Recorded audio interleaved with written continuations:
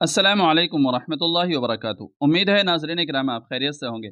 नाज़रीन किराम, ईमेल के ज़रिए से अपनी राय भेजने के लिए 13 तारीख का वक्त रखा गया था और सभी को ये बताया गया था कि 13 सितंबर 2024 ईमेल भेजने की आखिरी तारीख है, लेकिन इसको बढ़ा करके 15 सितंबर कर दिया गया है। और इस सिलसिले में मुस्लिम पर्सनल लॉ बोर्ड ने एक अहम और ज़रूरी वजाहत अपने लेटर पैड पर लिखी है। तो चलिए देखते हैं उस लेटर पैड में क्या लिखा गया है। इससे पहले आपसे गुजारिश है कि हमारी वीडियो को लाइक और शेयर जरूर कीजिएगा और चैनल पर पहली बार आए हो तो सब्सक्राइब करना ना भूलिएगा। तो चलिए देखते हैं लेटर पैड पे क्या लिखा गया है। अहम और ज़रूरी वजाहत। जेपीसी को वक्फ तरमीमी बिल के सिलसिले में 15 सितंबर 2024 रात 12 बजे तक राय भेजने का सिलसिला जारी रखें। जनरल सेक्रेटरी बोर्ड, नई दिल्ली, 14 सितंबर 2024। All India Muslim personal law board के जनरल सेक्रेटरी हजरत मौलाना मोहम्मद फजलुर रहीम मुजद्दिदी साहब ने अपने बयान में कहा है कि आप तमाम हजरात जानते हैं कि वक्फ अमेंडमेंट बिल 2024 के सिलसिले में ज्वाइंट पार्लिमानी कमेटी जेपीसी ने राय मांगी थी।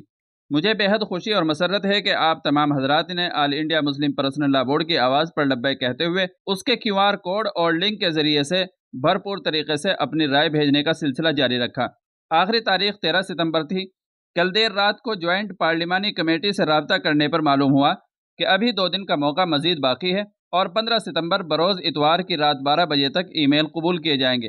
इस लिहाज से 2 दिन बढ़ गए हैं और हमें जवाब भेजने का मजीद मौका मिल गया है। लिहाजा all India Muslim personal law board की जानिब से ये ऐलान किया जाता है कि अभी ईमेल भेजने का सिलसिला जारी रखें और जिन हजरात ने अब तक ईमेल नहीं किया है उनसे ज़रूर ईमेल करवाएं। अल्लाह सुब्हानहू व तआला आपको इसका बेहतरीन अजर अता फरमाए और इस मिली जज्बे और खिदमत को कबूल फरमाए। आमीन सुम्मा आमीन।